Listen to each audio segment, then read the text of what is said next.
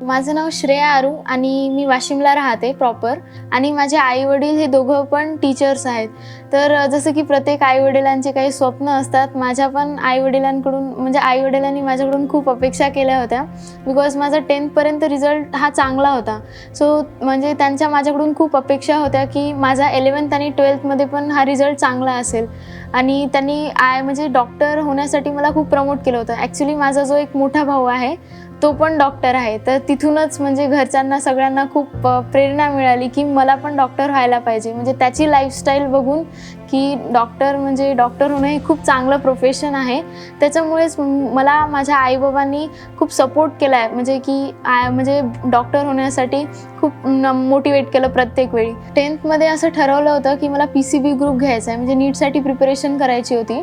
मग त्याच्यासाठी best institute for नीट कोणतं आहे असं आम्ही शोधलं. तर IIBचा रिझल्ट हा खूप चांगला होता आणि मॅक्सिमम म्हणजे खूप जास्त जे महाराष्ट्रामधून लागतात स्टुडंट्स ते IIBचे होते. सो 10th नंतर जसं आम्ही सर्च केलं IIBबद्दल आणखीन, तर आम्हाला माहीत पडलं की IIBमध्ये एंट्रन्ससाठी एक्झामिनेशन असते. सो त्या एक्झामिनेशनला मी अपियर झाली सगळ्यात पहिले.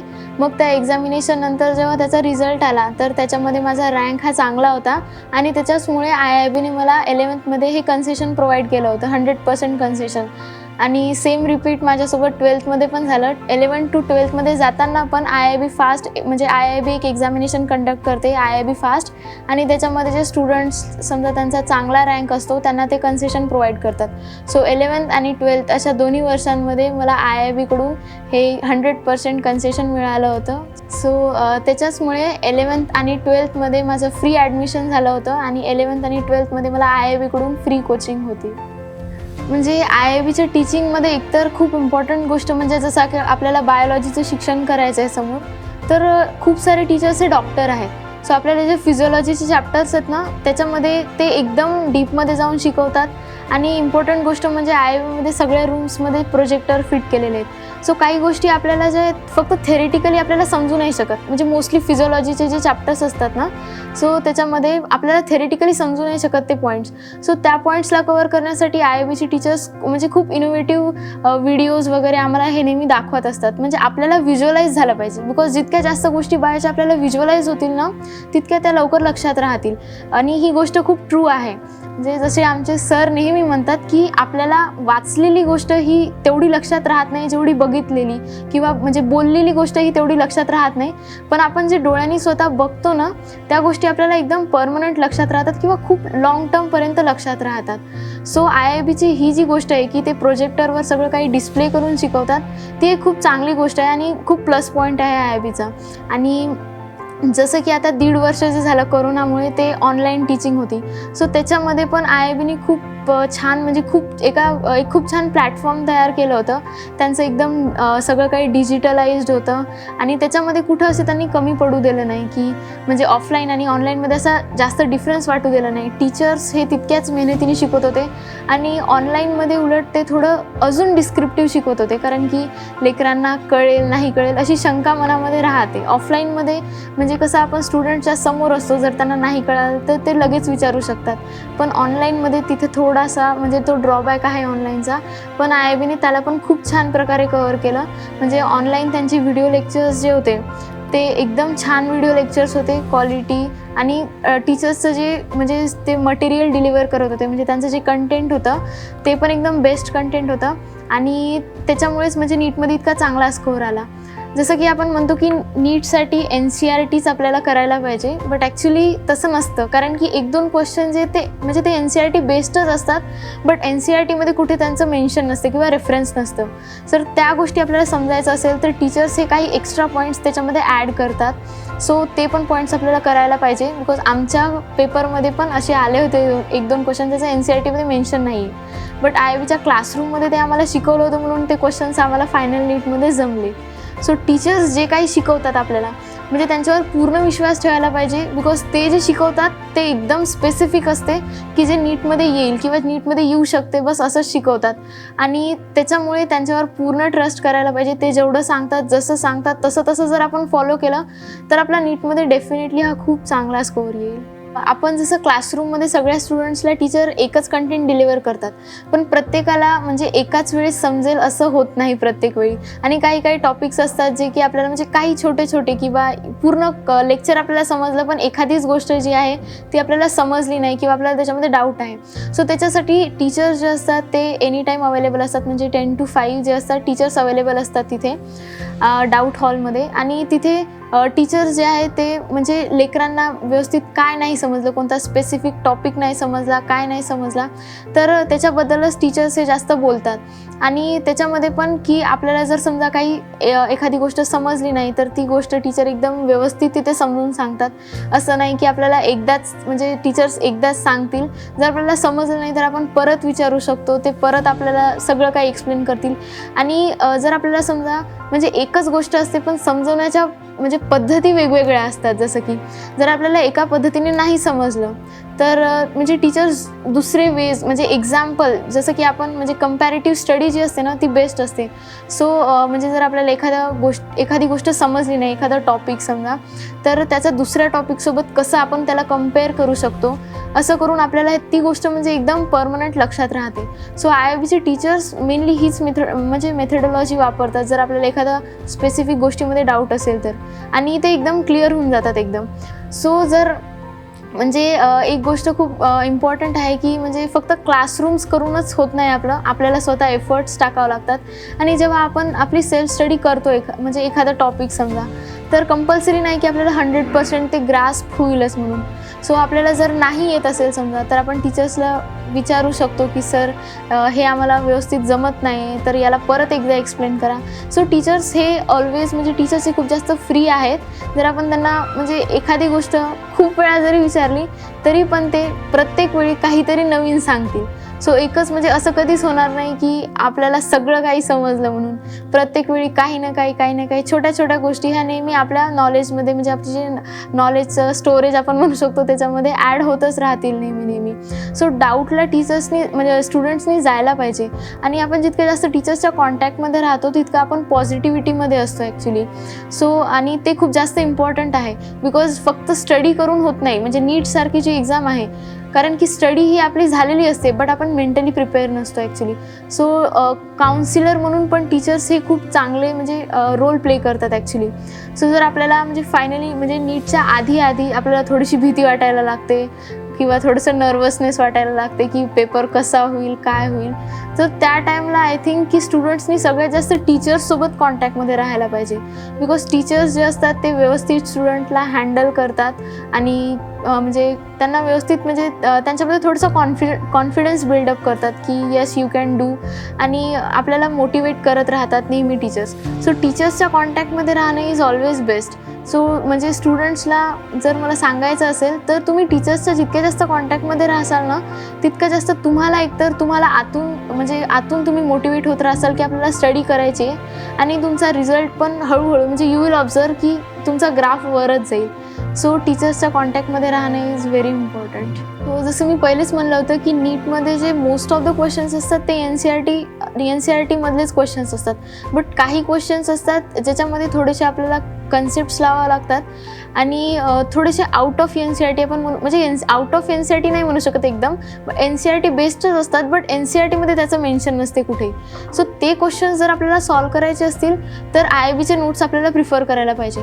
IIBचे नोट्स जे आहेत ना ते एकदम बेस्ट आहेत बिकॉज त्याच्यामध्ये NCERTचं कंटेंट आहे प्लस त्याच्यासोबत जे आपल्याला म्हणजे सप्लिमेंट म्हणून आपण म्हणू शकतो की नीटसाठी जे गरजेचे पॉईंट्स आहेत किंवा नीटसाठी इम्पॉर्टंट असे गोष्टी आहेत काही कन्सेप्ट्स वगैरे, सो ते IIBच्या नोट्समध्ये मेन्शन केलेले आहेत. सो जर आपल्याला म्हणजे because most of the questions हे NCERT म्हणून आपल्याला लिहून जातील, पण जर आपल्याला 100% स्कोअर करायचं असेल सो आपल्याला IIBचे नोट्स प्रिफर करायला पाहिजे. तसं क्लासरूमच्या टीचिंगमध्ये पण जे टीचर्स आहेत ते IIBचे नोट्स कवर करतात सगळं, बट तरी आपण एकदा वाचून घेतले तर आपण म्हणजे कॉन्फिडेंटली अटेम्प्ट करू शकतो कोणत्या पण क्वेश्चनला. सो IIBचे नोट्स हे खूप जास्त इफेक्टिव्ह आहेत आणि ते स्टुडंट्सनी वाचायलाच पाहिजे एकदा. म्हणजे नीटच्या आधी एकदा तरी जेव्हा चॅप्टर आपला सुरू असतो म्हणजे स्टार्टिंगला चॅप्टर हा जो असतो तो 15 दिवस 1 महिना असे चॅप्टर्स चालतात. सो तेव्हा बरोबर जेवढा टॉपिक आज शिकवला तेवढा जरी आपण नोट्समधून वाचून घेतला तर त्यामधले जे एक्स्ट्रा पॉईंट्स आहेत ते आपण तेव्हाच्या तेव्हा म्हणजे आपल्या मेमरीमध्ये फिट करू शकतो आणि तेव्हा जास्त बर्डन नसते. बिकॉज एक चॅप्टर आपण 30 दिवस शिकत आहे म्हणजे किती डिस्क्रिप्टिव्ह आपण शिकत असणार. सो थोडं थोडं करून वाचलं की ते सगळे नोट्स पण कवर होऊन जातात आणि त्याचा फायनल नीटमध्ये आपल्याला खूप फायदा होतो ॲक्च्युली. मग त्याच्यानंतर जे आपले पेपर्स होतात, सो प्रत्येक आपल्या चॅप्टर वाईज टेस्ट आणि जम्बो टेस्ट अशा होत असतात. सो एक चॅप्टर झाला की चॅप्टर वाईज टेस्ट होतात आणि त्याच्यानंतर 2-3 चॅप्टर्स वगैरे झाले की किंवा एखादा युनिट झाला तर त्याच्या युनिट वाईज आपल्या ह्या जम्बो टेस्ट असतात. सो त्या जम्बो टेस्टमध्ये जे क्वेश्चन्स असतात ते क्वेश्चन्स जे म्हणजे मॉडरेट पेपर असतो ॲक्च्युली. जम्बोचा वगैरे पेपर जो असतो तो की त्याच्यामध्ये काही क्वेश्चन्स हे इझी असतील पण काही क्वेश्चन्स हे थोडेसे डिफिकल्ट असतील. म्हणजे थिंकिंग पॉवर वाढवण्यासाठी स्टुडंट्सची हे काही क्वेश्चन असे टाकलेले असतात आणि ते इम्पॉर्टंट पण असतात. बिकॉज आपण सांगू नाही शकत की नीटमध्ये बरोबर याच पार्टमधून असाच क्वेश्चन येईल. सो जर एखादा थोडासा कन्सेप्च्युअल क्वेश्चन आला तर आपली थिंकिंग तेवढी डेव्हलप झाली पाहिजे की आपल्याला बरोबर त्या वेळेमध्ये तसा विचार करता आला पाहिजे. सो यासाठी काही क्वेश्चन्स जे असतात म्हणजे 1-2 क्वेश्चन्स हे थोडेसे डिफिकल्ट टाकलेले असतात आणि I think that is necessary. Because एकदम जर इझी पेपर असला तर आपण म्हणजे नीटमध्ये पण आपल्या म्हणजे अपेक्षा अशाच असतील की इझी पेपर आहे म्हणून जर एखादा डिफिकल्ट क्वेश्चन आला तर आपण तिथे गोंधळून जाऊ आणि मग ते पेपरवर पूर्ण अफेक्ट करतो ॲक्च्युली समोरचा. जर आपण बायो पहिले घेत असेल तर मग फिजिक्स आणि केमिस्ट्रीवर त्याचा इफेक्ट होतो की आपल्याला तो क्वेश्चन आला नाही असा डाऊट आपल्या मनामध्ये नेहमी राहतो. सो आपण तितक्या इफेक्टिव्हली पेपर सॉल्व्ह नाही करू शकत. आणि त्याच्यानंतर जे फायनल राऊंड्स होतात म्हणजे IIBचे नेहमी जे फायनल राऊंड्स होतात सो ते एकदम बेस्ट असतात आय थिंक. बिकॉज पूर्ण नीट लेवलचा पेपर असतो आणि इथे ऑफलाईन येऊन जर आपण ऑफलाईन येऊन जर आपण एक्झाम देत असेल सो आय थिंक ते खूप चांगलं आहे. बिकॉज आपल्याला बबलिंग करण्यामध्ये म्हणजे वेळ लागतो थोडासा. ऑनलाईनमध्ये आपण तितकं नाही देऊ शकत ते बिकॉज तिथे डायरेक्ट क्लिक करायचं असते आणि ते होऊन जाते आपलं सगळं काही. बट जे आपल्याला फायनली नीटमध्ये अपिअर व्हावं लागतं सर तो ऑफलाईन पेपर असतो. तर त्या ऑफलाईन पेपरमध्ये बबलिंगसाठी वगैरे हा थोडासा टाईम लागतो. सो टाईम मॅनेजमेंट हा जो एक इम्पॉर्टंट फॅक्टर आहे आणि यावेळेसच्या नीटमध्ये आय थिंक टाईम मॅनेजमेंट जो होता ना तो खूप म्हणजे त्याचा खूप इम्पॉर्टन्स होता. बिकॉज क्वेश्चन्स जे होते ते 200 होते आणि अटेम्प्ट आपल्याला 180 करायचे होते.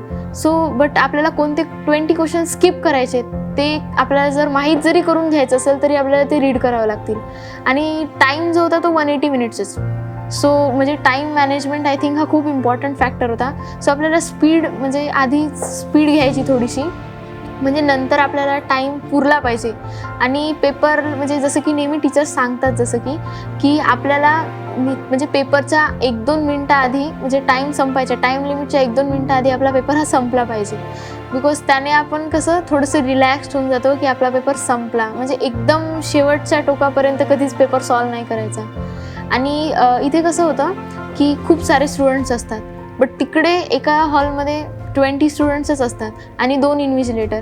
सो आपला म्हणजे जशीच बेल होते तसं आपल्याला स्टॉप करावं लागतं. सो टाईम मॅनेजमेंट हे व्यवस्थित असायला पाहिजे. त्याच्यासाठी फिजिक्स आणि केमिस्ट्रीमध्ये म्हणजे फिजिक्समध्ये मोस्टली आपली स्पीड थोडी जास्त असायला पाहिजे. म्हणजे स्पीडीली आपल्याला क्वेश्चन्स अटेम्प्ट करता आले पाहिजे. बिकॉज ते जर नाही झाला तर आपला म्हणजे ओव्हरऑल स्कोअर कमी होऊन जाईल.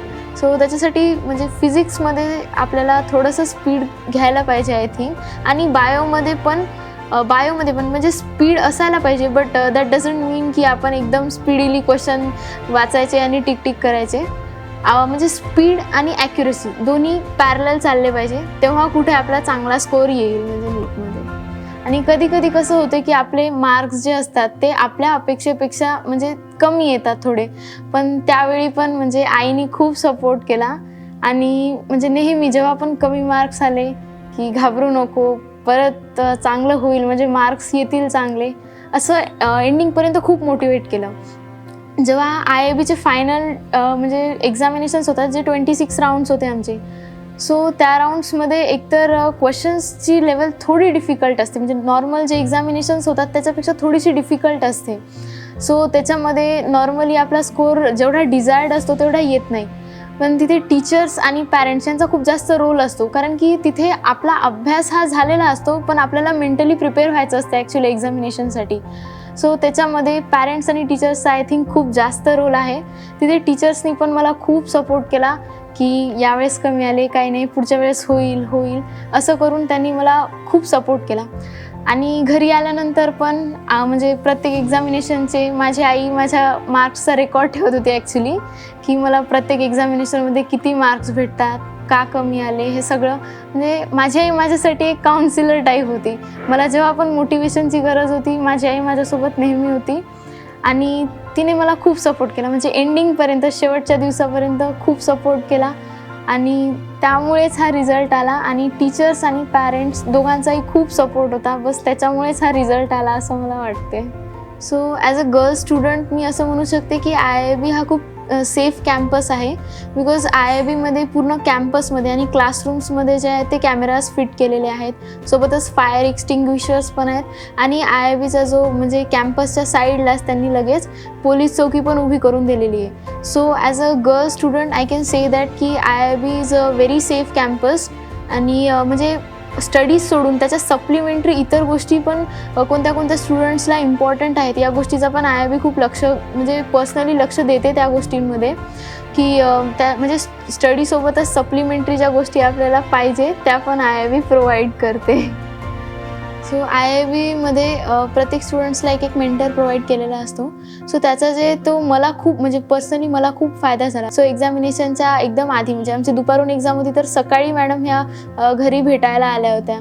तर त्याच्यामुळे जे थोडीशी मनात ॲम्बिग्विटी होती, की थोडीशी भीती होती की पेपर कसा जाईल वगैरे, तर मॅडमने ते एकदम छान प्रकारे म्हणजे मोटिवेट केलं की आता भिण्याची काही गरज नाही आहे, एक्झामचं प्रिपरेशन सगळं झालेलं आहे, फक्त एकदम कॉन्फिडेंटली क्वेश्चन्सला अटेम्प्ट करायचं आहे आणि बस ते करून मग रिझल्ट एकदम चांगला येणारच आहे असं पॉझिटिव्हिटीने एकदम भरून टाकलं होतं की आता एक्झाम छानच जाणार आहे. सो पेपरला जाताना मनात अशी कोणती भीती नव्हती की काय होईल काय, असं बिलकुल नव्हतं. आणि म्हणजे त्याच्यामुळेच आय थिंक की माझा पेपर चांगला गेला. बिकॉज आपलं मेंटल प्रिपरेशन कसं आहे हे पण खूप जास्त इम्पॉर्टंट आहे एक्झामिनेशन हॉलमध्ये जाताना.